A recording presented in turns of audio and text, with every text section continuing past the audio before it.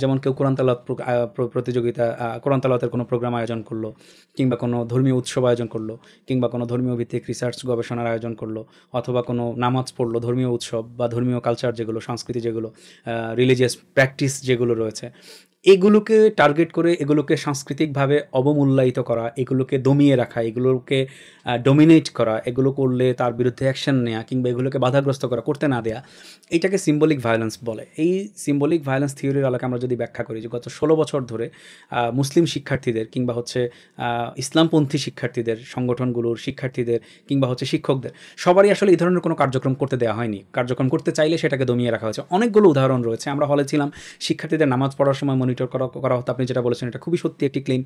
এবং শিক্ষার্থীরা কারা নামাজ পড়তে যাচ্ছে, মসজিদে যাচ্ছে, তারা টাকনোর উপর প্যান্ট পরছে, তাদের ডেইলি লাইফ অবজার্ভ করা হতো, দেখা হতো। তারপর তাদেরকে ডেকে এনে জিজ্ঞেস করা হতো সে শিবির করে কিনা, সে কোনো জঙ্গি গ্রুপের সদস্য কিনা।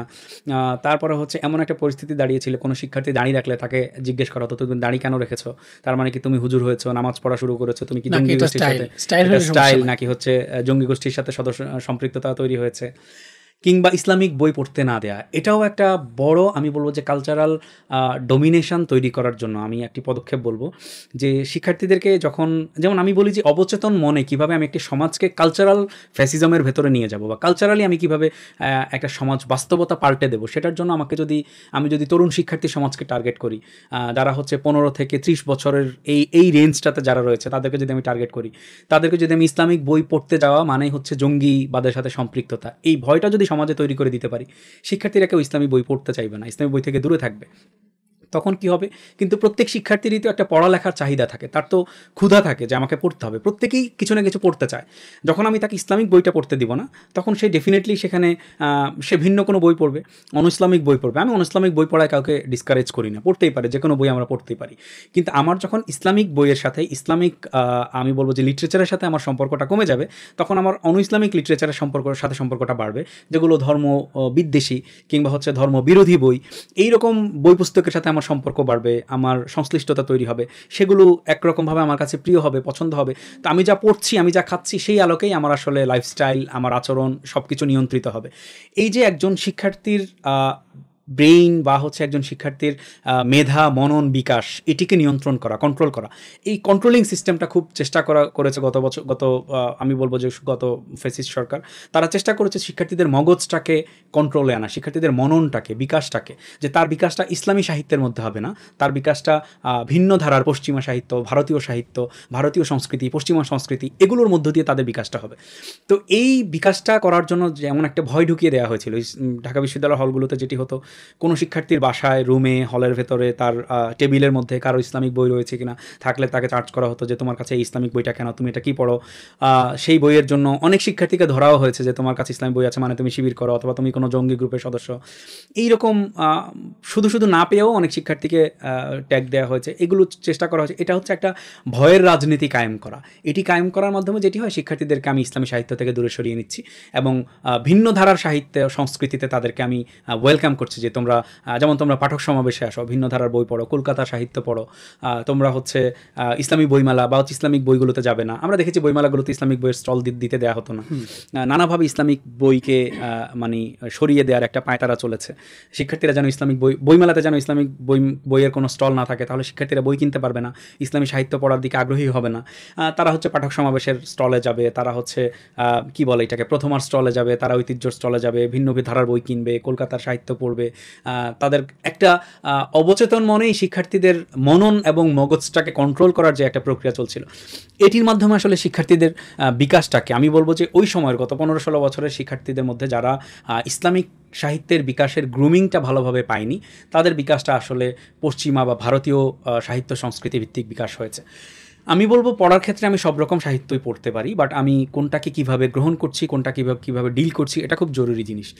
আচ্ছা, আপনি যেটা বললেন যে এখন ভবিষ্যতে আমাদের চ্যালেঞ্জগুলো কীরকম হতে পারে, তো এখনকার বাস্তবতায় আমরা আসলে সবচেয়ে বড় চ্যালেঞ্জ যেটি হবে, যেমন আমরা জানি ইতিহাস বা হচ্ছে রাজনৈতিক ন্যারেটিভ অথবা হচ্ছে সামাজিক সাংস্কৃতিক যে ন্যারেটিভ নির্মাণ করা হয়, যে বয়ান নির্মাণ করা হয়, এই বয়ান আসলে এমনভাবে নির্মাণ করা হয় যেন আমরা পরবর্তী একটা সময় এসে কিছুদিন পর, কয়েক বছর পর আমরা থাকবো কি না থাকবো, আমরা থাকি বা না থাকি, এই বয়ানটা আমাদেরকে রিপ্রেজেন্ট করবে। যেটি আমরা দেখেছি টেক্সট বই বা পাঠ্য বইয়ে, এটি তো গেলে একরকম পাঠ্য বইয়ের বাইরের বিভিন্ন সাহিত্য সংস্কৃতিতে ডোমিনেশন ক্রিয়েট করা, এবং সেটা হচ্ছে সেইভাবে ডোমিনেট করার একটা সিস্টেম, কি বলে, ইনস্টিটিউশনালি।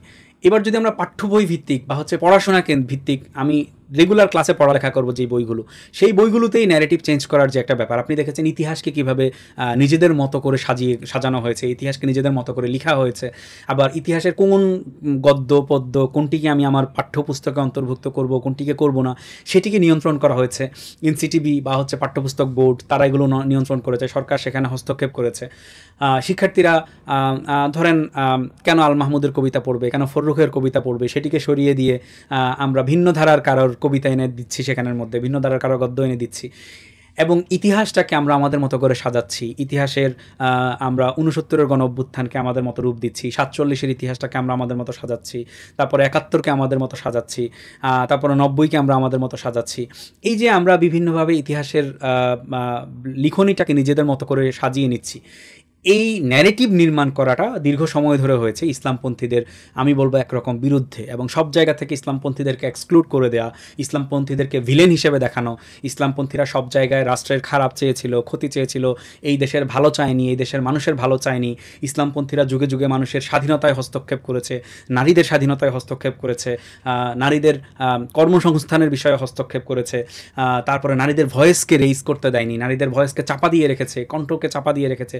এই যে একটা ইসলামপন্থীদের বিরুদ্ধবাদী ন্যারেটিভ বা বয়ান নির্মিত হয়েছে, এটাকে এখন নতুনভাবে লেখা, ইতিহাসটাকে নতুনভাবে লেখা, ন্যারেটিভটাকে চেঞ্জ করা, আমি বলবো নতুনভাবে না, সঠিকভাবে লেখা, সঠিক ন্যারেটিভটা নির্মাণ করা, সঠিক বয়ানটাকে নির্মাণ করা, দেখানো যে আসলে ভুল ন্যারেটিভে ভুলভাবে ইসলামপন্থীদেরকে উপস্থাপন করা হয়েছে দীর্ঘদিন ধরে।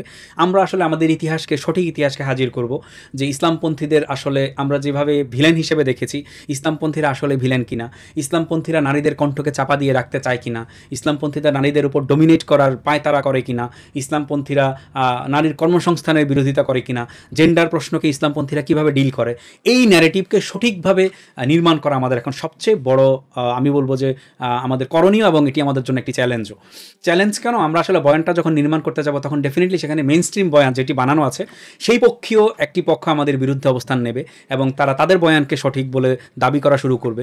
তখন আমরা যেই বয়ানকে ইসলামপন্থীদের পক্ষের সঠিক বয়ান বলে আমরা হাজির করার চিন্তা করছি বা ন্যারেটিভ নির্মাণ করার চিন্তা করছি, সেটি করার জন্য আমাদেরকে তখন আসলে এই চ্যালেঞ্জের সম্মুখীন হতে হবে। এবং আমি বলবো যে এটি আসলে বড় চ্যালেঞ্জ, এবং এই চ্যালেঞ্জ আমাদেরকে নিতে হবে। এই চ্যালেঞ্জ আমরা নিতে না পারলে আমাদের যেটি হবে, যে আমাদের ইসলামপন্থীদেরকে নেগেটিভভাবে পোর্ট্রে করার যে একটা বা নেগেটিভভাবে পোর্ট্রে করে যে একটা ন্যারেটিভ নির্মাণ করা হয়েছে ইতিমধ্যে, সেটিকে আমরা যদি ভাঙতে না পারি, সঠিক ন্যারেটিভ, সঠিক বয়ান যদি আমরা হাজির করতে না পারি, তাহলে ইতিহাসের দায় কিন্তু আমরা মুছতে পারবো না। ইতিহাসের কাছে আমরা আসলে ইসলামপন্থীরা ভিলেন হিসেবে থেকে যাবে, বা একটা নেগেটিভ ক্যারেক্টার হিসেবে থেকে যাবে। তো এই জন্য আসলে ইসলামপন্থীদের কন্ট্রিবিউশন, ইসলামপন্থীদের অবদান সবগুলো আন্দোলনে বিভিন্ন সময়ে, এবং বিশেষ করে বর্তমান জুলাই গণ অভ্যুত্থানে বা জুলাই বিপ্লবে ইসলামপন্থীদের যে অবদান, এই অবদানকে আমরা ইতিহাসের মধ্যে অন্তর্ভুক্ত করব, আমাদের পাঠ্যপুস্তকে আমরা অন্তর্ভুক্ত করব, আমরা বিভিন্ন রকম সাহিত্যে নিয়ে আসব, আমাদের গল্প, নাটক, সিনেমা, আমাদের শর্ট ফিল্ম, তারপর হচ্ছে আমাদের বিভিন্ন রকমের সাংস্কৃতিক যত অনবদ্য উপস্থাপনা রয়েছে, সব কিছুর মধ্যে আমরা ইসলামপন্থীদের কন্ট্রিবিউশনটাকে হাইলাইট করার চেষ্টা করব, এবং ইসলামপন্থীদের যেই অগ্রণী ভয়েস থাকে সব সময়, সব কিছুতে, সব আন্দোলনে, সেই ভয়েসের সঠিক ইতিহাসটা আমরা তুলে আনার চেষ্টা করতে হবে।